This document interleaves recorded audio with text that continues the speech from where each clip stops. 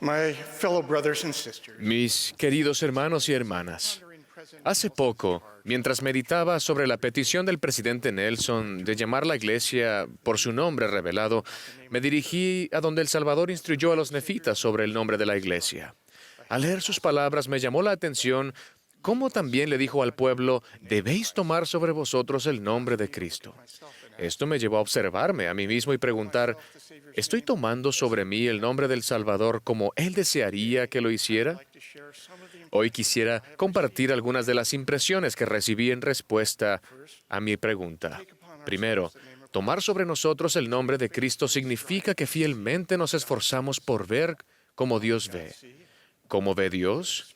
José Smith dijo, mientras una parte de la raza humana juzga y condena a la otra sin compasión, el gran Padre del universo vela por todos los de la familia humana, con cuidado y consideración paternales, porque su amor es inconmensurable.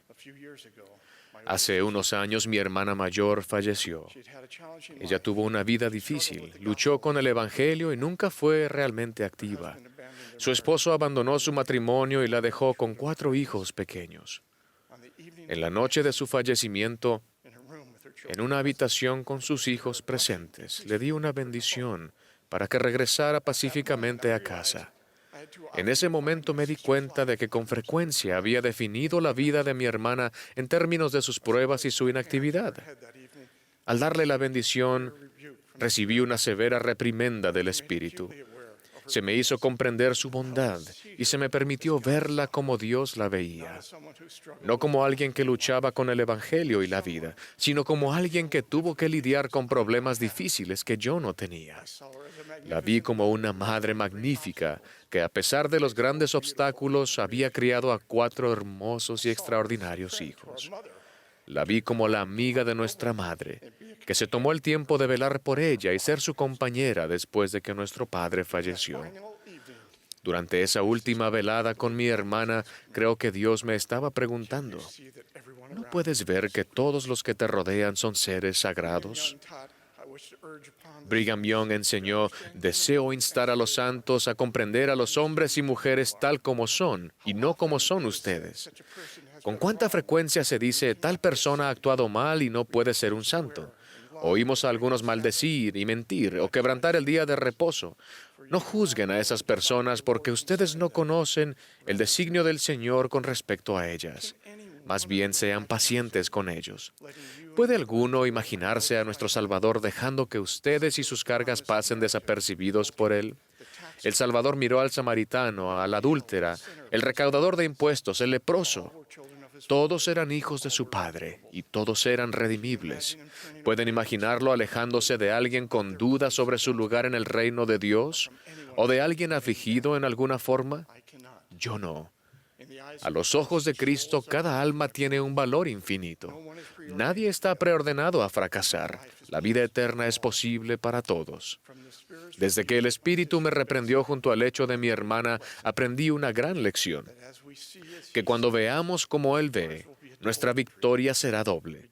La redención de aquellos con quienes entramos en contacto y nuestra redención.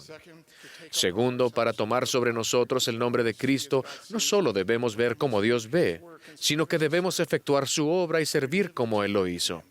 Vivimos los 2 grandes mandamientos, nos sometemos a su voluntad, congregamos a Israel y dejamos que alumbre nuestra luz delante de los hombres. Recibimos y vivimos los convenios y ordenanzas de su iglesia.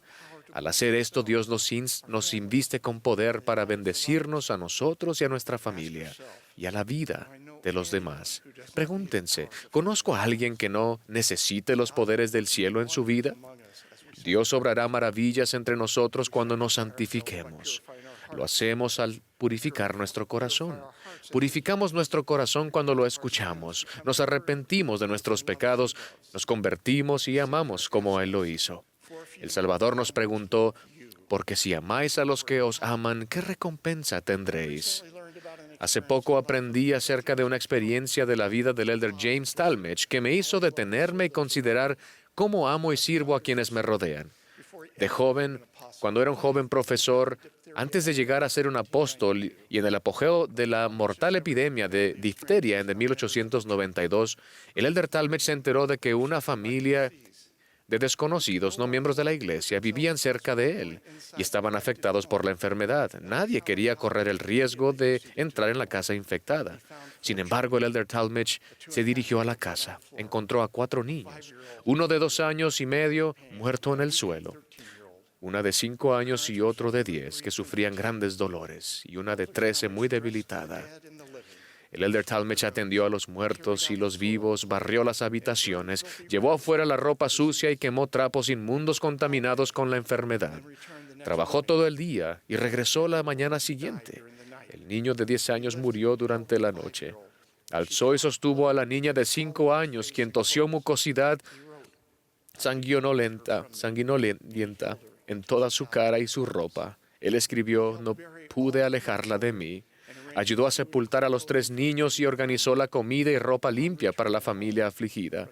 Al volver a casa, el hermano Talmage se deshizo de su ropa, se bañó en una solución de zinc, se aisló en cuarentena de su familia y sufrió un leve ataque de la enfermedad. Tantas vidas a nuestro alrededor están en riesgo.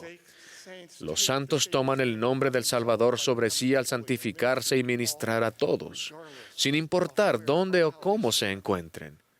Se salvan vidas cuando lo hacemos.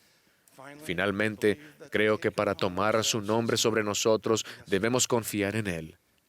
En una reunión a la que asistí un domingo, una joven me preguntó: "Mi novio y yo recientemente terminamos nuestra relación y él decidió dejar la iglesia.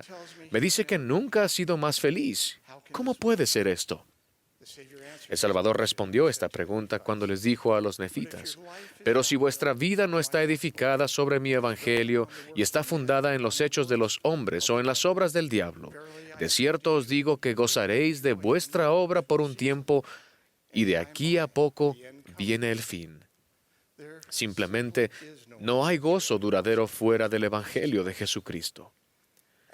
En esa reunión pensé en tantas buenas personas que conozco, quienes luchan con grandes cargas y mandamientos que son abrumadores en el mejor de los casos. Me pregunté, ¿qué otra cosa podría decirles el Salvador? Yo creo que Él preguntaría: ¿confías en mí? A la mujer que padecía de flujo de sangre, Él le dijo: "Tu fe te ha sanado. Ve en paz". Uno de mis pasajes favoritos es Juan 4:4, que dice: "Y era menester que pasase por Samaria". ¿Por qué me encanta? Porque Jesús no necesitaba ir a Samaria. Los judíos de su época despreciaban a los samaritanos y viajaban por un camino que rodeaba a Samaria. Pero Jesús eligió ir allí a declarar ante todas las personas por primera vez que Él era el Mesías prometido. Para este mensaje, Él no solo eligió a un grupo marginado, sino también a una mujer, no a cualquier mujer, sino a una mujer que vivía en pecado, alguien considerado en ese tiempo como lo peor de lo peor.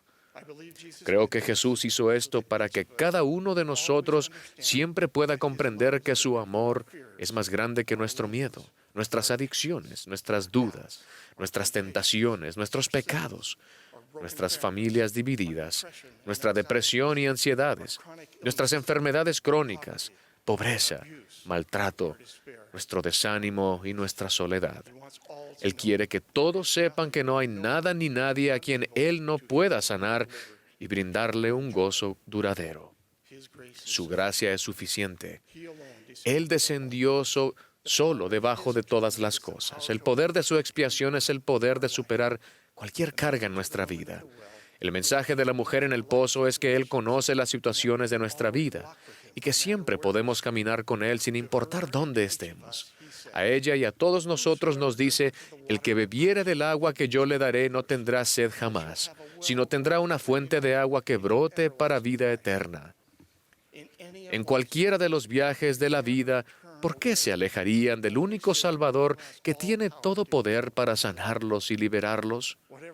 Cualquier precio que deban pagar para confiar en Él vale la pena.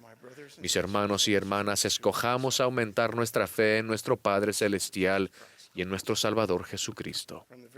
Desde el fondo de mi corazón testifico que la Iglesia de Jesucristo de los Santos de los Últimos Días es la Iglesia del Salvador. dirigidos por el Cristo viviente a través de un profeta. Mi ruego es que tomemos fielmente sobre nosotros el nombre de Jesucristo, al ver como Él ve, servir como Él sirvió, y confiar en que su gracia es suficiente para llevarnos a casa y brindarnos gozo duradero. En el nombre de Jesucristo. Amén.